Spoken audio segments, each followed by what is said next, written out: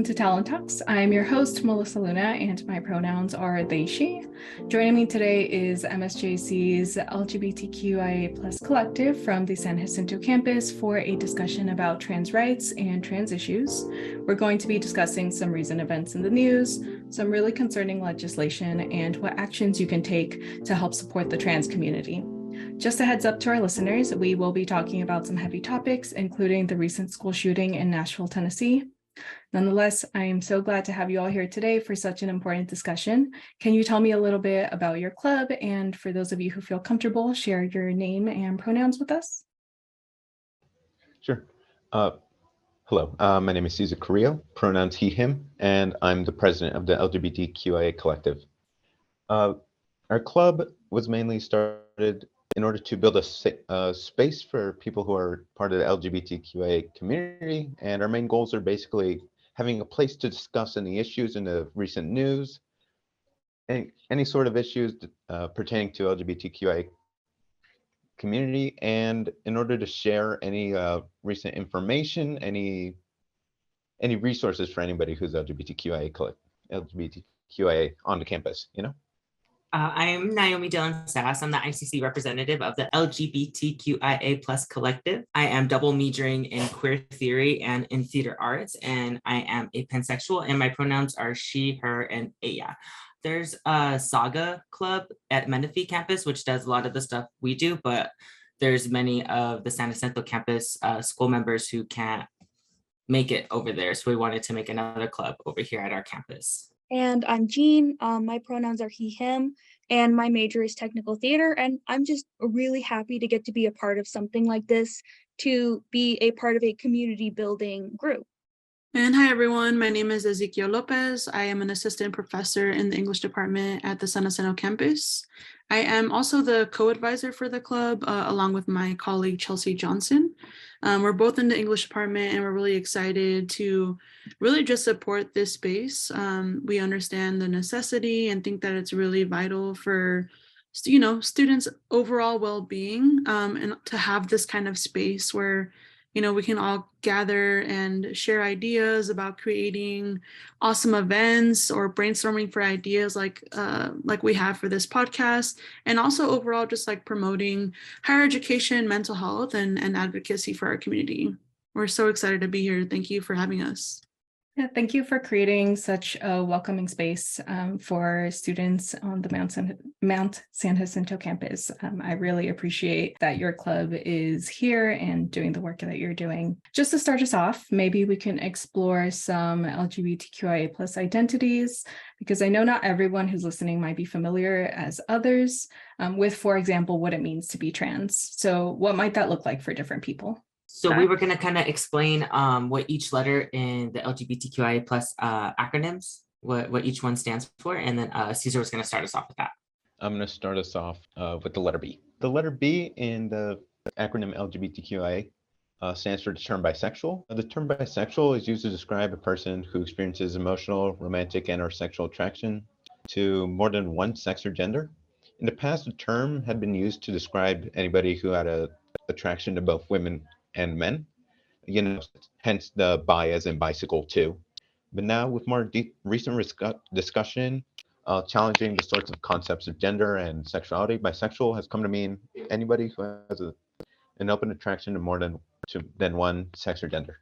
The CGC reported that 5.5% of women and 2% of men reported that they identify as bisexual, while only 1.3% of women and 1.9% of men reported as being homosexual, gay, or lesbian.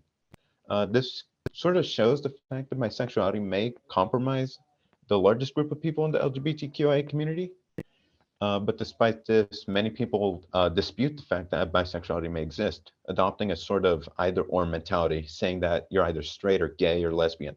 And because of this, the sexuality faces a lot of erasure. A lot of people who identify as bisexual are referred to as gay or straight depending on their current partner, despite identifying as bisexual. Here.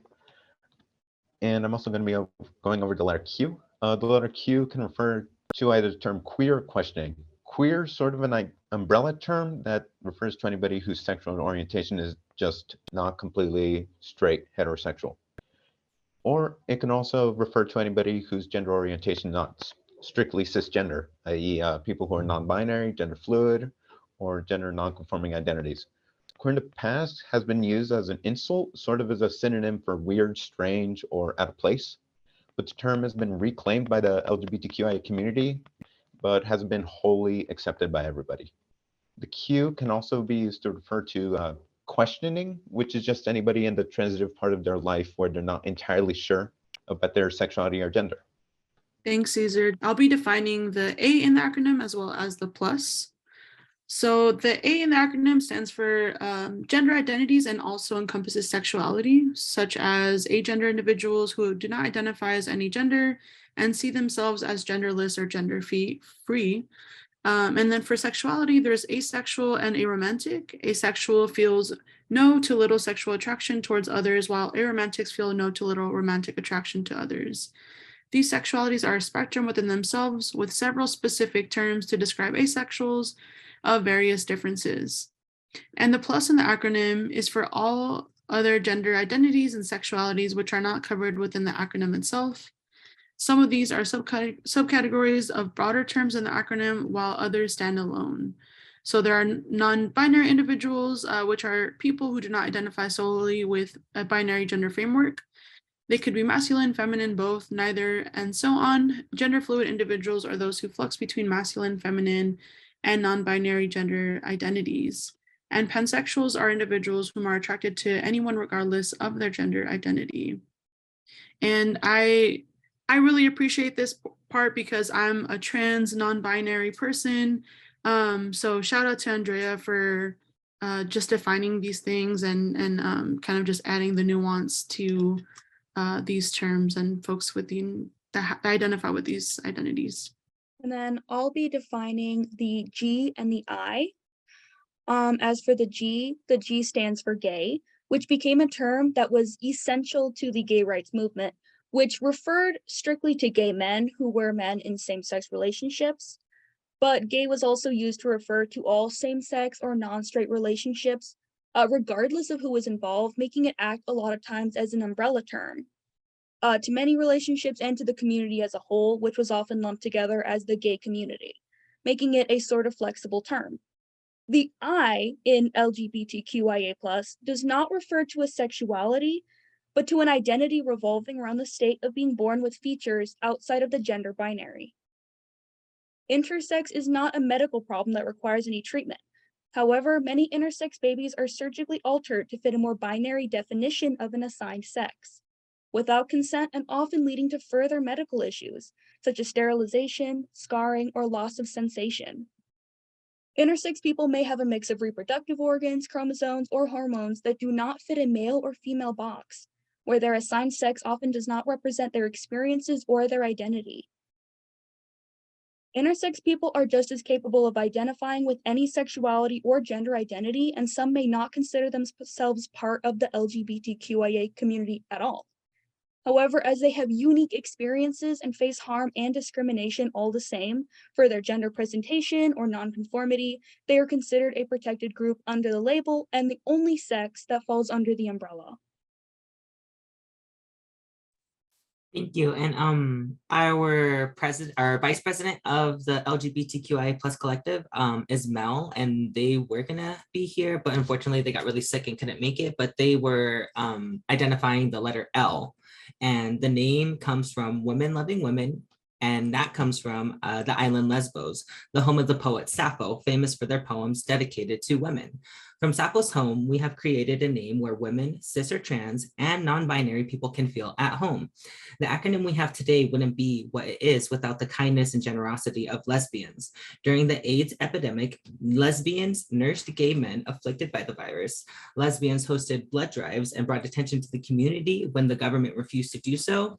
And to honor the work of these people, they have been placed at the beginning of the acronym, making the GLBT into the LGBT. It still stands at the start of the LGBTQIA+ acronym, the latest version of it. And then I am going to explain the T in the LGBT. It was added to the LGB in the late 90s. The T stands for transgender, and there are a few forms of it.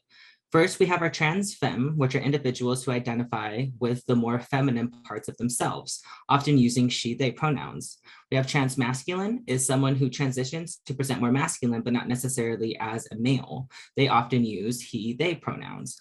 Some terms you might have seen before are FTM, which stands for female to male, aka a transgender male or man, typically using he, him pronouns. Another term is MTF, and it's the same thing, just reversed, male to female, aka a transgender female or woman like myself. And personally, I use she, her pronouns. Lastly, a non-binary person fits under the same category. They identify with either they usually identify with they, them pronouns because that makes them feel more comfortable not being selected to a specific gender. If you are ever unsure what pronouns to use with somebody, start with they, them when you're talking about the individual until you get the chance to ask them properly what their preferred pronouns are.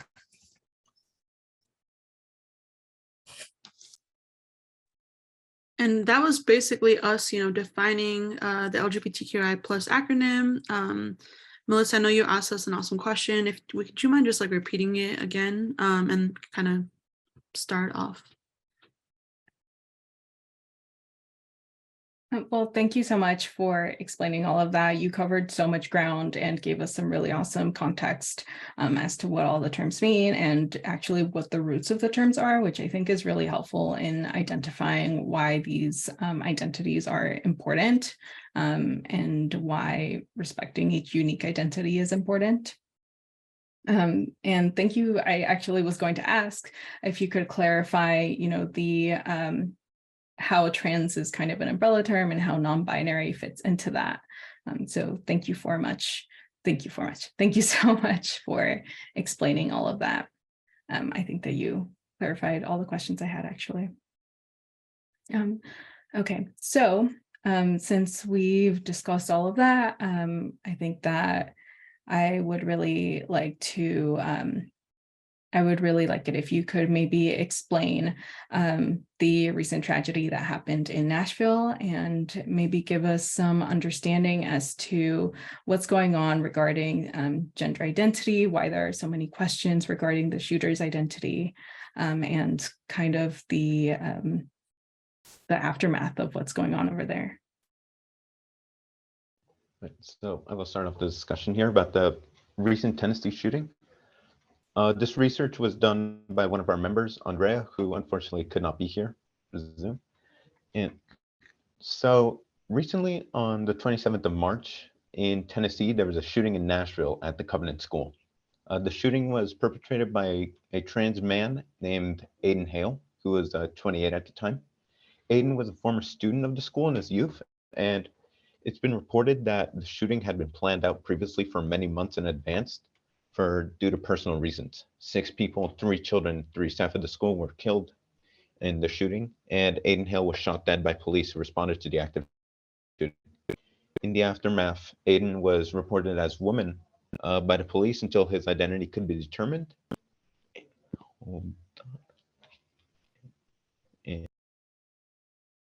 And it seems that America is no stranger to spree shootings, with incidents of them only increasing every year. Political discussion was made yet again on gun control and what could be done to prevent this from happening, but another discussion was also taking place. Aiden Hale was a transgender man, and the right wing has taken this to try and push a claim that all trans people were dangerous individuals who would commit the terrible crime Aiden had. News coverage, politicians' social media, and discussion among supporters of the party turned towards painting trans individuals and the LGBTQIA+ community as dangerous. This coincides with an effort to pass bills that target our community and attempt to fearmonger voters into supporting bills that specifically target trans individuals. And again, I credit this all to our lovely Andrea, who could not be here. Yeah, I found it very peculiar that this happened in the same week and month where there was over 20 different anti-LGBTQIA+ legislation going into the House to be admitted. And I think they found a perfect opportunity to push their narrative and try to get as many as those legislation passed, because a few of them did, unfortunately. But here are some statistics about gun violence itself. The total number of gun violent deaths for all different causes are 13,134. And by the way, this is just this year so far, just 2023, from the start to April 23rd. Homicide murders involving guns, they're 5,610. Suicides involving guns, 7,524. Total number of injuries related to gun violence is 10,288. Mass shootings, 172. Mass murders, 17. Number of children killed, 80. Number of children injured, 191. Number of teens killed, 467. Number of teens injured, 1,136. 90% of teenagers are killed in the act of dating violence, and most of them are girls. Black youth are 4 times more likely to be killed with guns than their white peers. Most press from cities and counties where the shootings occur all have the same thing to say with no real action for a solution. What they usually say is, our thoughts and prayers go out to the families affected by this tragedy. When will local and larger governments make bills that protect these children from gun violence and not worry about what gender someone identifies with? They're pushing the focus away from the bigger problem at hand, like gun violence itself. About 1 out of 5 LGBTQIA plus youth have been threatened or injured with a weapon on school property. And that's very, very unfortunate. And I believe 2 out of 3 youth who killed themselves are also people who identify under the LGBTQIA plus category. No, not 2 to 3. They're 2 times more likely than a cis heteronormative child to kill themselves than. I also want to add to that, and just thinking about these statistics, I think it's really interesting that given the shooting, there was this kind of rush to criminalize the shooter, but mostly focusing on his transness. Meanwhile, when trans people experience violence, and they there's the amount of violence is horrible, but when they experience violence, their gender identities are not always accurately represented or identified. So oftentimes the statistics aren't even accurate, but also when it comes to that, when there's violence against them, people aren't really focusing on, getting their accurate gender identities. It's only when, they're in situations like this, right, where they're a perpetrator of violence, that they're focusing on their gender identity. So I think that's really telling of the ways that, there's this shift of blame, and it's really centered around their transness and just continuing to criminalize trans people, which just goes hand in hand with the statistics that Naomi was sharing with us, of let's focus on the real issue about gun violence and not so much about, the gender identities of these folks that cause this violence. Exactly. And if you go back to where it says mass shootings so far, 172, 1 this year was a person who identifies as transgender. What about the other 171 shooters? Where are they getting this huge pass on because they're just heteronormative majority cis white males?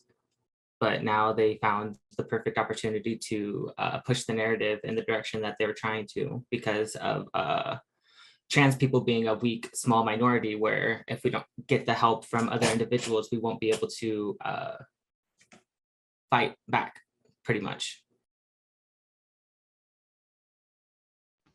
Also, I'd like to add just the fact that this shooting didn't open up any sort of conversation politically about, gun rights, gun laws. It only opened up discussion about the sort of criminalization and the demonizing of the LGBTQIA community. None of them were talking about hey, we should do something about this because it was done with a gun.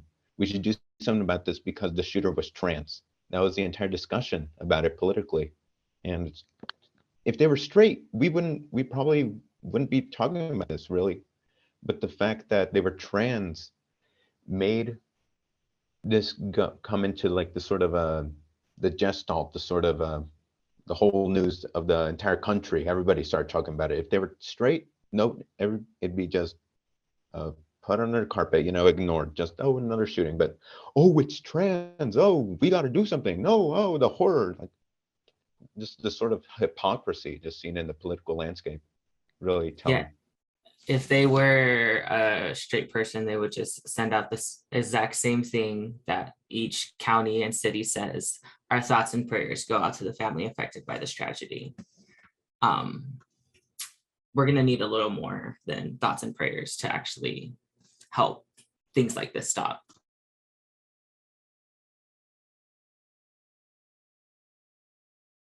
Yeah, I thought it was interesting when I was looking at news coverage that there was so much emphasis on whether or not the shooter was trans, what was their gender identity, because like you said, this is something that otherwise might be largely ignored, but because this person was a shooter, suddenly this was this huge focus.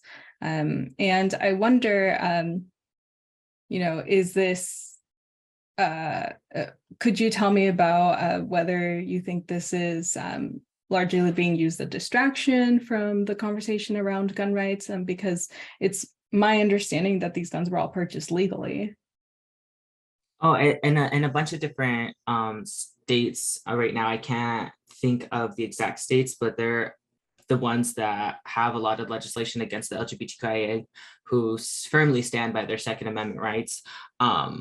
They made it even easier to get a gun now. Like, you don't have to go through a background check. You don't have to they don't have to check your criminal record. They don't have to check your mental record, and you could just go in there and buy a gun. And then not only that, if I'm not mistaken, this specific shooting, the Tennessee shooting, how much Tennessee loves their guns, as soon as, I think, less than a week after the shooting, the gun that was used to kill those poor unfortunate souls was sold back out on a police auction, just sold back into the streets to anybody who wanted to buy it, because they don't have any gun regulation. So the same gun that used to kill people is now in the hands of somebody else who could potentially do the same thing. And if not, they're a little suspicious for wanting to purchase a gun that was specifically used for that sort of act. Because it was never about the guns. It's never about the actual violence that happened. It's finding a foothold. It's a waiting game to find a political foothold to use and abuse to work your way around it.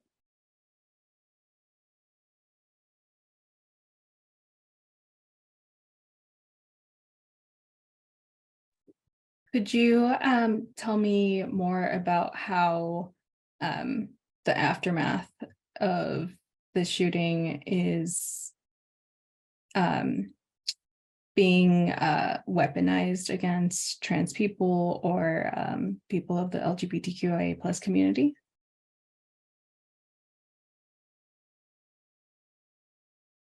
So I think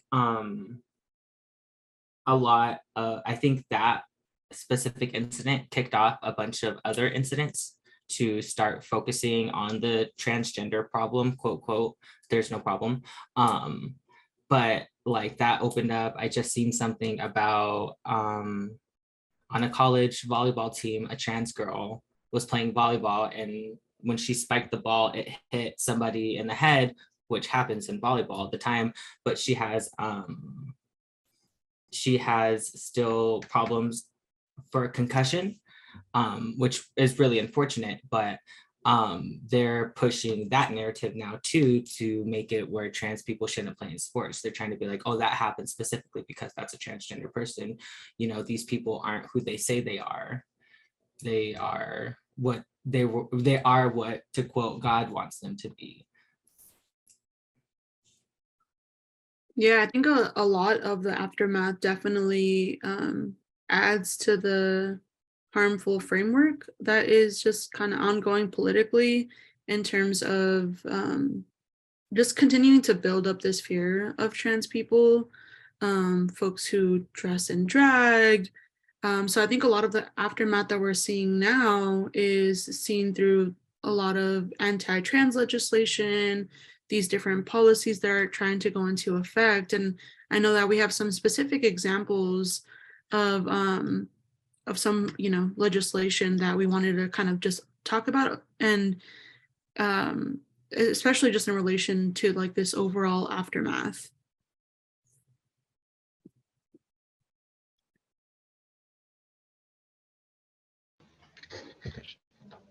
So we wanted to talk about, along with this, sort of a recent bill that's recently been pushed as an effort against, anti-trans.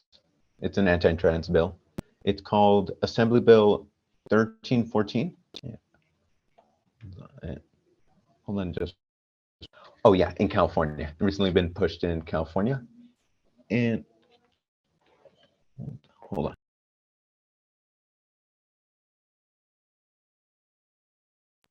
Jean, would you want to read this first paragraph? Yeah. Yeah. Assembly Bill AB 1314 would effectively force teachers, counselors, or any school employees to out their students to their families within 3 days of noticing any evidence of identifying outside their gender or participating in sex-segregated activities or facilities that don't match up with their assigned sex. And this forcefully outs a highly discriminated against population, which can be detrimental to their health. A study from the National Library of Medicine indicates that 82% of trans people have considered committing suicide, and 40% have attempted it, with the highest concentration in trans youth. Forcing a child out to their parents takes away their right to how they have a relationship with their own parents. It takes it out of their hands. Even more so, it can put students who are expressing themselves safely in schools in a dangerous home situation. If they aren't making themselves just as distressed and uncomfortable at school as they may already be at home, they are at risk now. Along with that, the bill was pushed by Bill Asaley of Riverside and James Gallagher of Yuba City. Asaley stated that his motivation for pushing the bill was the fact that parents serve as the role of giving protection and supporting their children, and wanted them to be in the know of their children. But this is despite the fact that the bill would be a clear violation of students' rights to privacy, and also ignores the fact that, as stated before, lots of children don't have that safe space at home where their parents would be accepting of their identities. And let's see here. And this just, apart from that, a lot of trans children, when they're outed, are just pushed away or pushed out of their homes, like pushed to homelessness on many extreme occasions. And just this bill would just completely ignore that. Like, oh, we have to protect the children. Let's tell their parents. They'll know what's best. Like, most of the time that isn't true. The parent will just push them out to the streets and just let them die. And that's just a terrible thing that's happening. I think just, yeah, also adding to that, I think that this aftermath of all this kind of like legislation is encouraging a variety of different people within school systems to police trans children, trans youth. So again, just like hyper focusing on someone's gender identity is very dangerous to their overall livelihood. But I think this is what, Jean and Caesar highlighted really well, is like there's this kind of cycle of violence that now that like this kind of bill, for instance, is starting off like in the school sphere, right? And then that can impact their wellness at home. Just again, with the assumption that they don't have the kind of support that they need at home in their home space, that then leads to houselessness. And then that could just lead to other potential forms of violence. So I definitely want to stress just these points, right? In this kind of aftermath is there's this clear focus on trying to out trans kids and making sure that like the intention is supposed to be that it's for their well-being because their parents will be in the know, but more than what's most likely to happen is that there's just going to be a lot of violence that these kids will then have to encounter by being outed by their, by teachers and folks at schools that they're supposed to feel supported and safe around.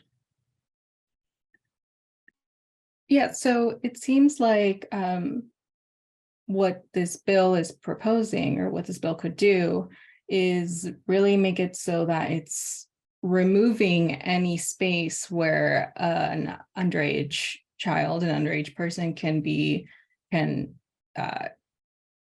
true to themselves about their identity, can express themselves as being trans, and making it so that there is no space for them to do that. If if they are not feeling comfortable doing that at home, and if they can't do that at school, because then they might find out at home. It seems like that's really one of the dangerous effects from this bill. Now it isn't law yet, correct? Can you tell me more about what stage it is in the legislation process?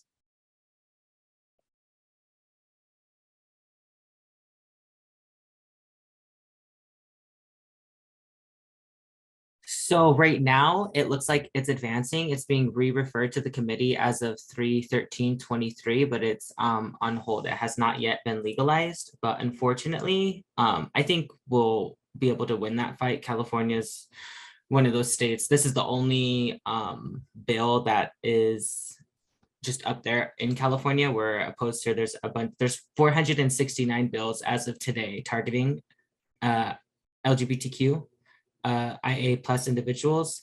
There are 341 advancing.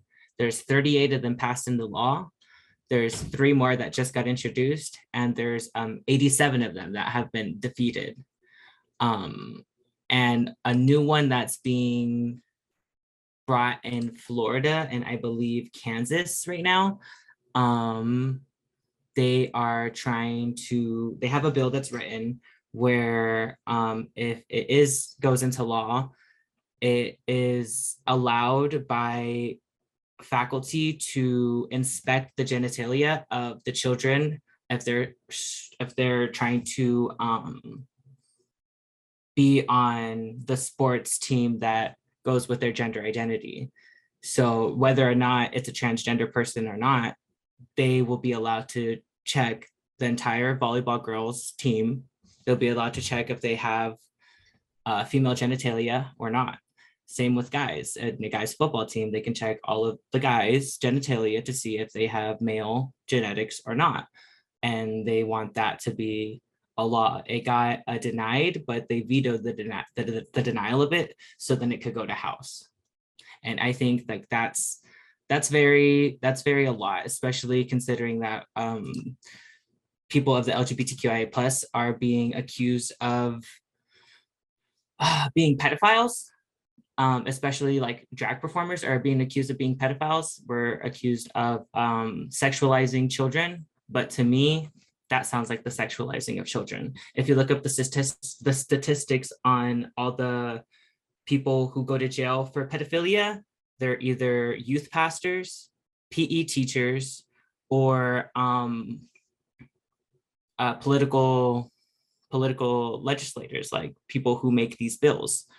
And a vast majority are just all white, old, cis, hetero men. And they're the same kind of people who are making these bills. So who are the real threat to kids here? Bills like that allow adults to molest your child to see what kind of genitalia they have, or a drag queen who's teaching a child about self-love and it being okay to wear what you want to wear and say what you want to say and be who you want to be.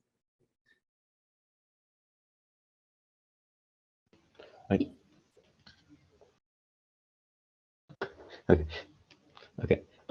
Also did want to add, thankfully this bill hasn't gone to the assembly yet, so there's still time for us to act on it and like vote, call our local senators, call local governors. And thankfully for us, California is a fairly liberal state compared to others. So I'm hoping, I'm praying that this doesn't pass. And but that isn't, a lot of other states just don't have that. A lot of different states where LGBTQIA people live, Florida, Alabama, Tennessee, just the far south, where there are more people on the far right controlling the government, they don't have that. And it's our job, both the collective, anybody listening to this, to just act out, call your senators, call your governors, and express your opposition or support for bills concerning LGBTQ rights and just any sorts of rights, just be involved.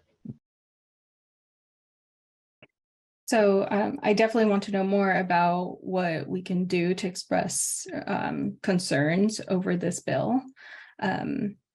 But before that, I wanted to ask, Naomi, you gave us some examples of other laws in other states that are definitely taking on a much more extreme stance on policing the gender of their students and on policing trans identifying students in their schools. So I'm wondering maybe if we could elaborate more on the negative effect that a bill has, that bills like these have on children, since they do harm children rather than protect them, as they are being proposed as bills that are protecting children, but clearly the adverse effects are there, right? Definitely. And the unfortunate thing is, if you ask these children that are quote unquote being protected, none of them have a problem with any LGBTQIA plus person. A lot of the people are like on our side. Like that's the generation that has the most work to do. Our generation too as well. We're the ones that have to fix this stuff, because like I said before, all the people who are making these bills are all older generation people. They're scared of the youth taking power. They're scared of us finding out all this information, which is why banning TikTok was being something that was thrown out there too. And it's not because everybody just is tired of the dancing videos and stuff. It's because TikTok gives out a lot more information what's happening inside of people's city. You can literally see real life footage of tragic events that are happening, and the government doesn't want you to know all of that specific information because they want to be able to hold the narrative and push it where they want it. The kids, I feel like, especially with the genitalia exams, it's just gonna make most kids not even want to do sports, which is for some a lot of great outlet to get out of their house, especially if their house isn't a welcoming environment, just period, not necessarily of your gender or sexuality, it just might not be a welcoming environment. And staying at school and joining activities like that is how kids are able to get out and be away and have fun with like-minded individuals who enjoy the same thing. And it's just blocking the opportunity for everyone to be, no pun intended, on the same team. Because once all of us start working together, that's when we become powerful. And that's when they start to fear the stuff we're doing, because we know exactly what they're trying to do. But the government, the far right, is just trying to make sure that it's a very Eurocentric, male-dominated society, and they're trying to keep it like that. They're trying to keep the power there and not let it be shifted anywhere else.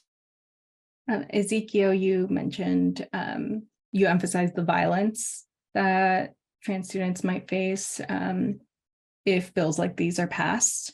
Violence against trans and non-binary people might not be so clear. It isn't always something that is a clear form of aggression. And by eliminating these gender-affirming spaces for students, it makes me think of, for example, I'm a non-binary person, and when I was growing up, I lived in a rather fundamentalist household that was not a gender-affirming space. And it makes me think of other students who might be in those positions, who maybe they aren't facing, explicit acts of violence. Maybe it's not physical violence, but the detriment that that can take on their mental health, right?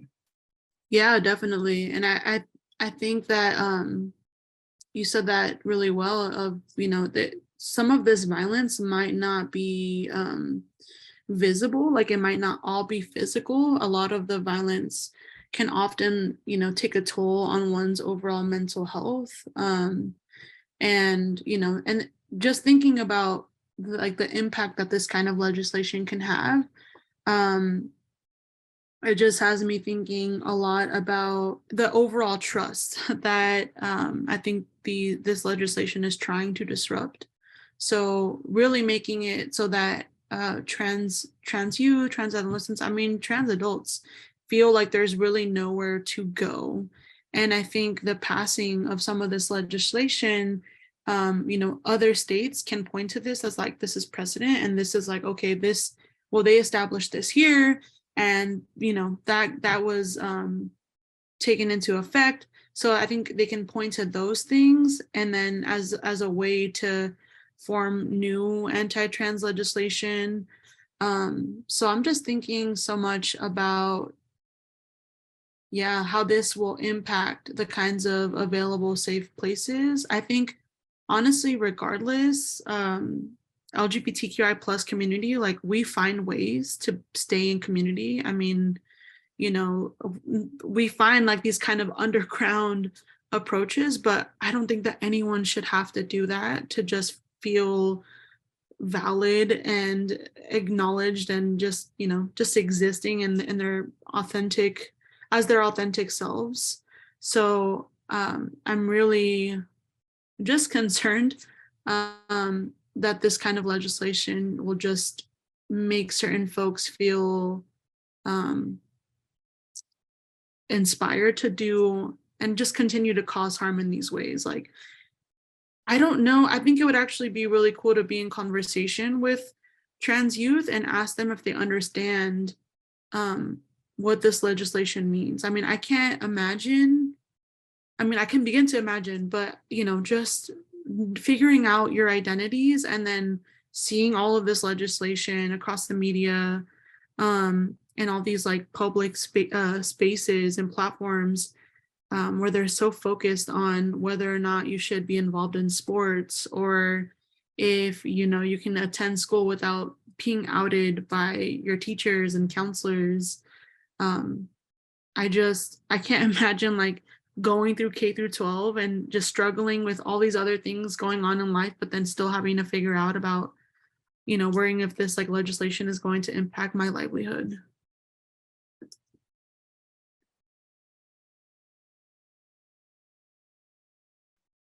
Ezekiel, can you tell me about who is sponsoring the bill?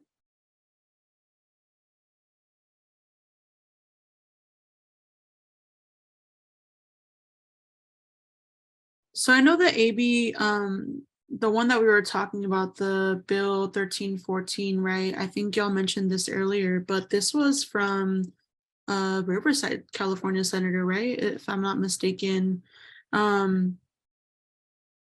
And so it's specifically, let me see here.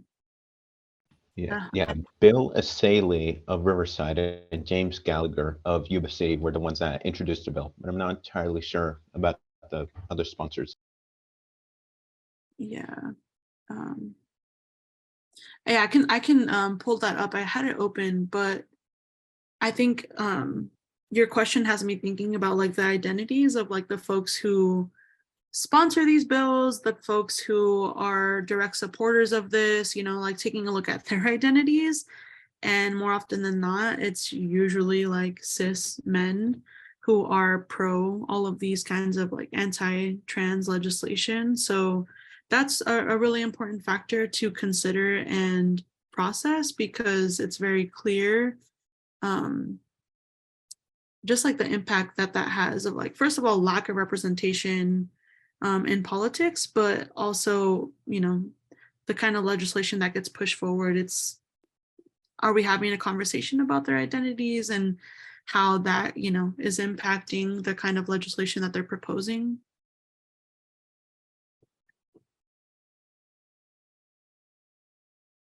I think Right. that's And crazy that Riverside, it's an official from Riverside, because Riverside was, like, UCR was one of the first colleges to ever even offer a queer theory section to be a degree. I think that's crazy.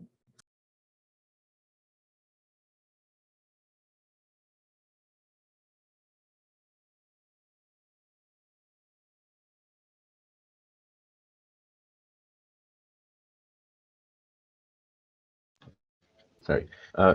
But yeah, in Riverside, I mean, yeah, that is kind of crazy that, this is in California, a pretty liberal state, but also I do like sometimes I think to myself, then that's crazy, like in California, but also Southern California. So so it's California, but also the South. So like the pretty more so right part of a pretty liberal state already. And, but but yeah, that is surprising just here in California of all places.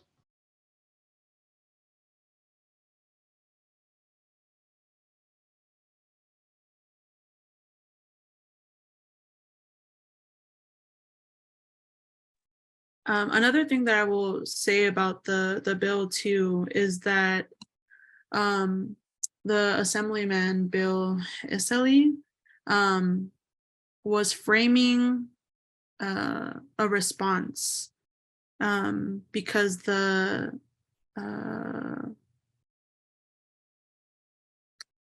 was it? Basically was responding and saying that kind of just trying to push this bill even further, but saying, quote, gender dysphoria is a serious issue and parents need to be aware of the associated mental health risks trans minors face. Studies are clear that trans minors do better with parental involvement, leaving parents in the dark is dangerous and unconstitutional, end quote. So I think it's really interesting that, he's very clear about the influence that this kind of rhetoric has, and he's using the mental health component as like a main way to push this bill forward, and saying that parents need to be involved. It seems like there's research involved here, so when we're thinking of the research that he's pointing to, I think it's dangerous to not state the other very valid statistics about the actual amount of parents who do support their trans kids, because more often than not that's not a very big number. So to kind of point to that and say parents need to be involved because kids are kids' mental well-being is impacted by gender dysphoria, and then not talking about the differences between like gender dysphoria, identifying as trans, non-binary, etc. Like there's a reason why parents don't know this about their kids. It's probably because they don't feel safe to share this. So I just wanted to point that out, and it's clear that he's doing some research, or his team is, but he's leaving out some very important statistics. I know full-grown adults still that are my age, 24, 25, and they still haven't started transitioning because they still live at home with their parents, and their parents aren't accepting of that kind of stuff. And so the only way for them to transition is to like socially transition, which is what most of these cases are at school. These bill makers think that we're mutilating children's body to shape a different gender at such a young age, when that's not the case. A lot of the transitioning stuff when it comes to younger trans youth, it's mostly like testosterone blockers or testosterone enhancers, which are pills, and then a lot of it is socially transitioning. It's telling your school that, hey, my child is now a transgender female. Make sure that she doesn't get called by her old dead name. That's a lot of what the stuff is. But these filmmakers think that the immediate thing they think of is surgeries, that kids are getting surgeries at such a young age, which is not necessarily the case for most trans youth.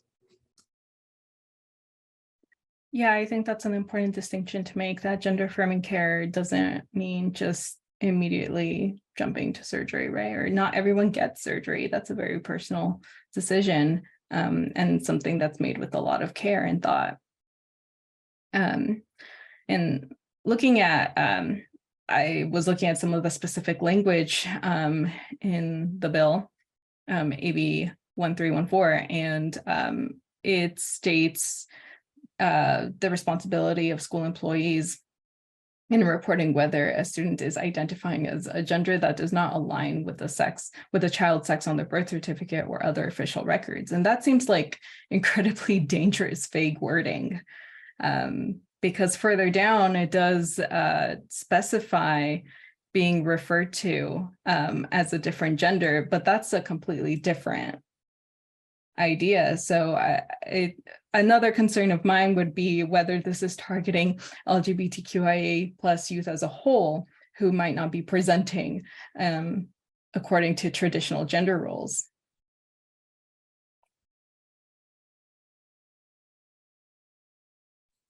Definitely. And then another thing to add to that is like it says in there, if the child shows signs of having a different gender, right? But there is some cisgender females who just dress more masculine. That's just their style. That's just their vibe. They could have grew up on a farm, so all they wear is like shorts and a t-shirt, you know? That doesn't necessarily mean that they are acting in like gender expression for changing their identity. It just means that's just what they like to wear. That's just what they feel comfortable in. It gives leeway to like probe further into these students' lives beyond what is even important for a school or any officials to even know about them. It's very personal, it's very invasive. So Caesar, you mentioned that there might be some, actions that we can take in order to voice our concerns about this bill. What can we do? Obviously, one of the main things is just voting. That's one of the main parts of it. You get it's voting day. Just fill your name. Just search up what the bill is saying, what the sort of, what the law is doing, and then if you're against it, just vote against it. But some other major ways you could help out is sharing information. Sharing information is always good. Like telling people, hey, this thing is happening, support it or don't,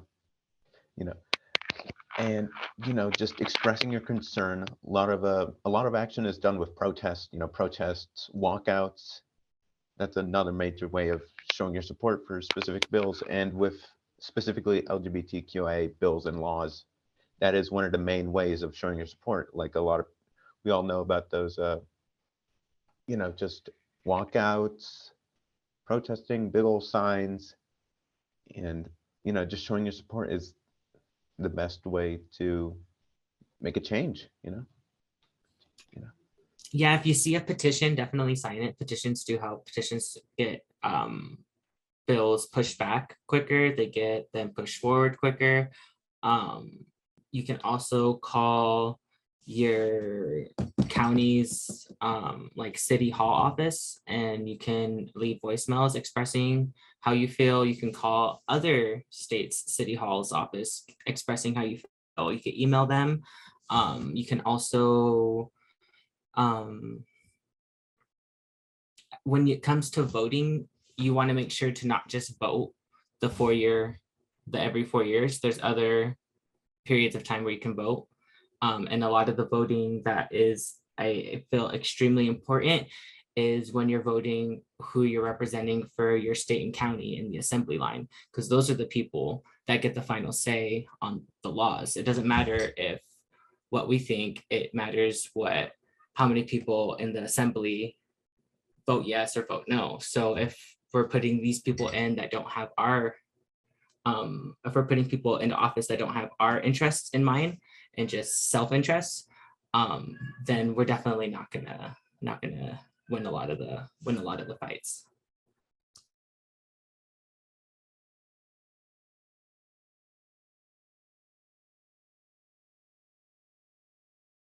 Yeah, so voting in local elections for local representatives. Yeah, absolutely, which I think are elections that are kind of easily overlooked, right? Can we or should we, for example, contact Assemblyman Bill O'Saley directly or Assemblyman James Gallagher to express our concerns? Well, they are assembly members, so I'm sure they're already getting tons of stuff, and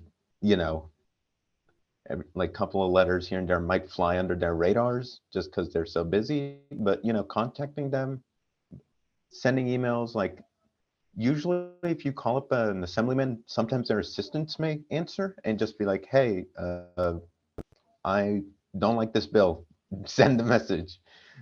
Building that personal connection could happen and could help out to your advantage. Write out letters, write out emails to your local representatives and also governmental workers and other sorts of representatives. Yeah, and if you're looking for specific people's information to contact, my favorite website to use is the aclu.org. They do a lot of fundraising for a lot of bills, more than just LGBTQ, but you can track all the bills easily. And on that website, you can filter it by state, you can filter it by issue, and you can filter it by the status. But each bill has a link where you can go to that state's and county's specific bill. Like you can see what they're writing, and then usually at the end of it, there's emails, or on the website, it'll give you contact information on who to contact. So definitely, again, it's aclu.org. And even if you just want to educate yourself on more bills that we haven't talked about, because there are a lot of bills that we have not talked about, and that website has all of them and then some.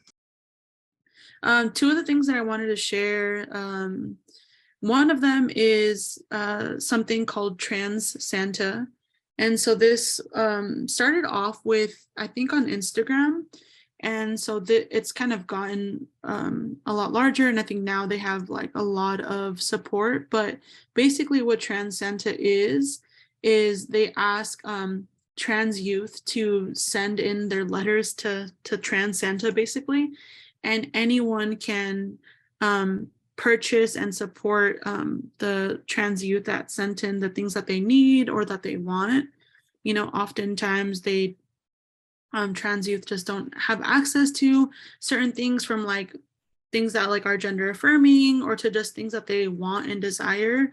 And so Trans Santa is like a really awesome platform that is using their social media platform to share to share this and support trans youth. And so that's one that always like brings me a lot of serotonin, because it's just cool to see folks like actively supporting trans youth in these kind of like monetary ways. And another one that I wanted to share is this organization called Trans Defense Fund in Los Angeles, which is like their acronym is like TDFLA, and it's a mutual aid group that was created in response to the amount of violence that trans women experience, specifically trans women of color. And so they're a nonprofit mutual aid group, and I just really value the kind of work that they do, because it just has me thinking about like community always, being there for community supports community. So, one of the things that they do is create, they have like this Trans Defense Fund, which goes directly toward providing self-defense kits for trans folks. And they also host self-defense classes, and they partner with various initiatives in Los Angeles community to provide other free resources, whether it's like a free meal, from like beauty bags or to other wellness bags. But I love that this is centered around just helping trans people like defend themselves because of all these anti-trans legislation, but just the violence that they encounter. So these are like two different organizations that are, actively supporting trans people.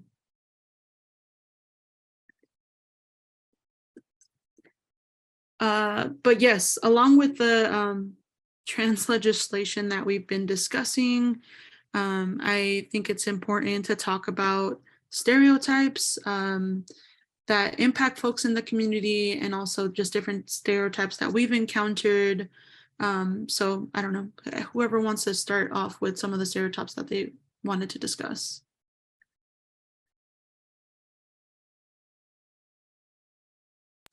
I could go first. One stereotype that I've seen, not necessarily within the community, but from outside of the community to us, is the stigma behind HIV and AIDS. A lot of people are under the assumption that it's still like a death sentence, even though modern medicine has made it to where it's very treatable, to where you could get it undetectable and untransmittable. Undetectable means that the virus is not necessarily present at the moment, and untransmittable means you can still have sex with a person who isn't HIV positive and not contract and not give them the virus. So I just also, like, it's not necessarily in the LGBTQIA plus community, because I know two people who unfortunately have the virus, and neither one of them fall under the category of the community. One of them is my cousin, and my cousin had got it because my tia got it. My tia got it and gave birth to my cousin, so unfortunately he has it now too. But yeah, I just don't, if you hear somebody who has HIV, don't treat them like they're dying. Don't treat them any differently. Be gentle with them, be supportive, and just know that that it's okay. It'll be okay.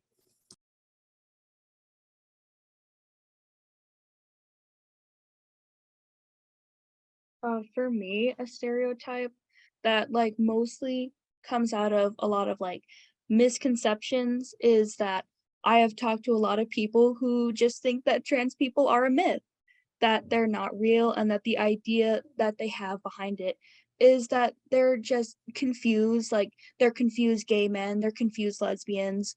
And I've had a lot of people confront me with that. They thought that I was just a very confused butch lesbian.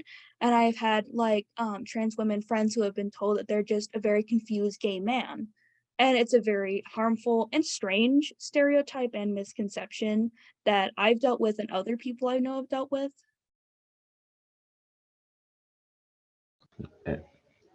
It's minor stereotype I wanted to discuss was I'm bisexual, and there's this strange just stereotype around bisexuality that since you're attracted to everybody, you're willing to have sex with anybody. It's just really, it can be harmful, and it's just so weird. I don't know, like it sort of goes into this sort of thought that the LGBTQ community is just fueled by people's sexual wants, and that's a really harmful idea.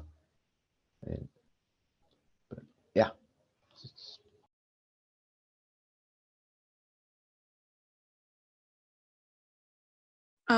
In terms of stereotypes, I'm thinking of stereotypes around transness, and I think there's one just about transitioning. And so I think a common stereotype is that all trans people want to transition or have access to the kind of funds that it requires to transition. So I think this is like an assumption by the public, I would say. So I think that oftentimes erases like trans non-binary people's experiences, or just trans people who don't want to transition. But I just definitely want to address that a little bit. and talk about like trans non-binariness and how that can still exist within the community, but that doesn't often, it's not connected to any form of transitioning. So I think that looks like just changing the narrative a little bit, maybe centering people, like still centering the conversations around transitioning, because that's very, very important. And just in general, access to gender affirming care is really important. But also offering the perspective of someone who maybe doesn't want to transition and what that looks like for them, or just how they might define their own transness, their non-binariness. I know for me, oftentimes when folks look at me, I'm like a very mask presenting person, and oftentimes the clothes that I wear is mask. So I think there's like just the instant assumption that like I'm this trans mask person who wants to transition. And while that's the truth for a lot of people, that isn't my truth. So I think just having, more conversations around that would be an important step in kind of just like unpacking that stereotype a little bit, and just showing the endless ways that we exist, because we really do contain multitudes. So I think having conversations about our identities, what it looks like for us to express ourselves, I think is one way to challenge these stereotypes that exist, and also just give an opportunity for folks to discuss their identities that don't often align with maybe more well-known representations.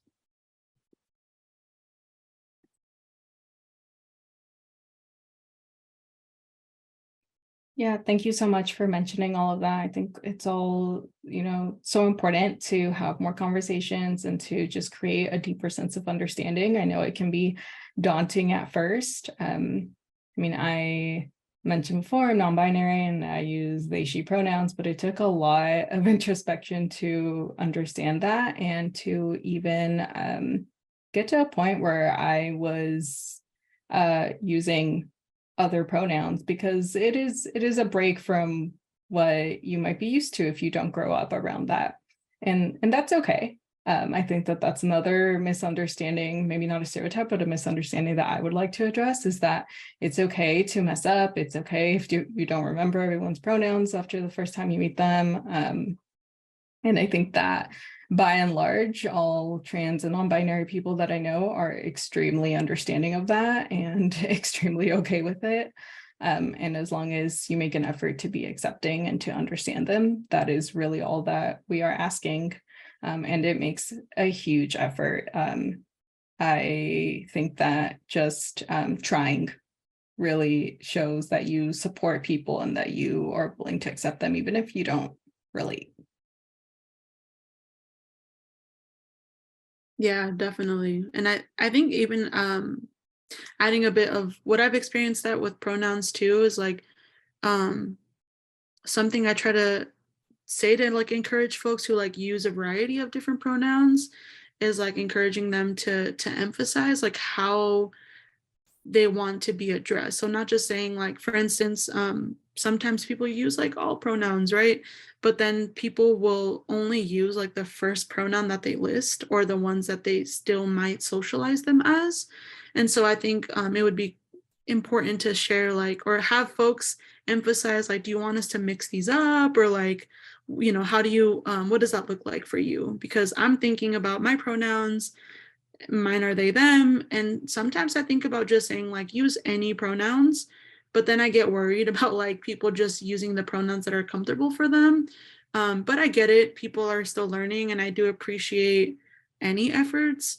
But I think taking that step, a bit further, and maybe asking like, do you want me to mix these up, or like, what's your pronouns? What are your pronouns today? I think normalizing, that too is something that will continue to challenge and encourage learning of like different pronouns, and just that, these things change. They're not stagnant.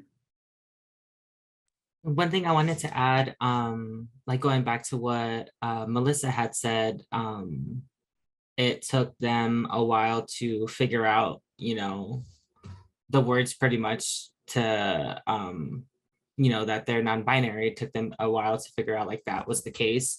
And I feel like that's what's happening a lot now. A lot of people are thinking that being trans or non-binary is a trend, when it's not necessarily a trend. We've always been here.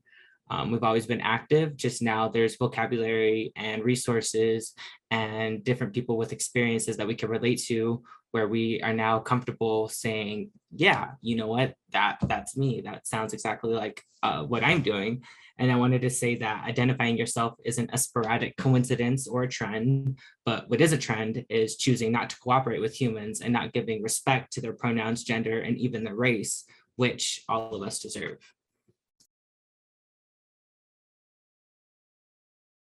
Yes, absolutely. Thank you so much, Naomi, for emphasizing that. It's absolutely not a trend. And if you're experimenting and it is a phase, you're allowed to do that. You're allowed to take time to figure yourself out and to be respected while you do that.